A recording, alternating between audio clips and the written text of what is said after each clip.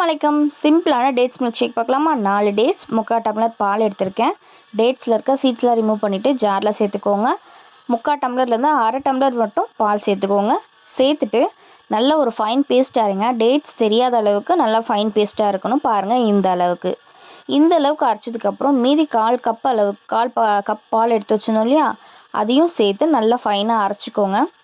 அரைச்சதுக்கப்புறம் ready ஆகிடும்.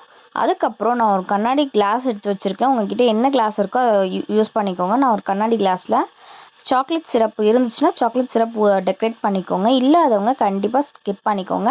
என்கிட்ட வீட்டில் இருக்குது, ஸோ அதனால் நான் டெக்கரேட் பண்ணிக்கிறேன். டெக்கரேட் பண்ணிவிட்டு நம்ம அரைச்சி வச்சுருக்க milk shake, dates milk shake செம்ம டேஸ்ட்டாக இருக்கும். உங்களுக்கு தேவை, இந்த டேட்ஸ்லேயே சுகர்லாம் ஸ்வீட்னஸ் இருக்கும். உங்களுக்கு தேவைப்பட்டால் சுகர் சேர்க்க தேவை கிடையாது, ஹனி சேர்த்துக்கோங்க. அது டேஸ்ட் சூப்பராக இருக்கும். இதில் அயன் சத்து நிறையவே இருக்குது. இதை பேரிச்சம்பழம் சாப்பிடாதவங்க, பால் குடிக்காதவங்க எல்லாருக்குமே இதை செஞ்சு கொடுத்தீங்கன்னா ரொம்ப சூப்பராக குடிப்பாங்க. இதில் நான் சும்மா எனக்கு பிஸ்தா பிடிக்கும், ஸோ அதனால் கொஞ்சமாக பிஸ்தாவை கிரேட் பண்ணி அதில் தூவி வச்சுருக்கேன். எனக்கு பிடிக்கும், அதனால் போட்டிருக்கோம். உங்களுக்கு தேவையில்லைன்னா விட்டுருங்க. இதில் ஒரு ஸ்ட்ராவோ ஏதோ இல்லை, அப்படியே கூட குடிக்கலாம். ஸ்ட்ரா போட்டு சர்வ் பண்ணுங்கள். குழந்தைங்க ரொம்ப விரும்பி குடிப்பாங்க. இது ஸ்வீட்னஸ் இருக்கிறதுனால குழந்தைங்களுக்கு ரொம்பவே பிடிக்கும்.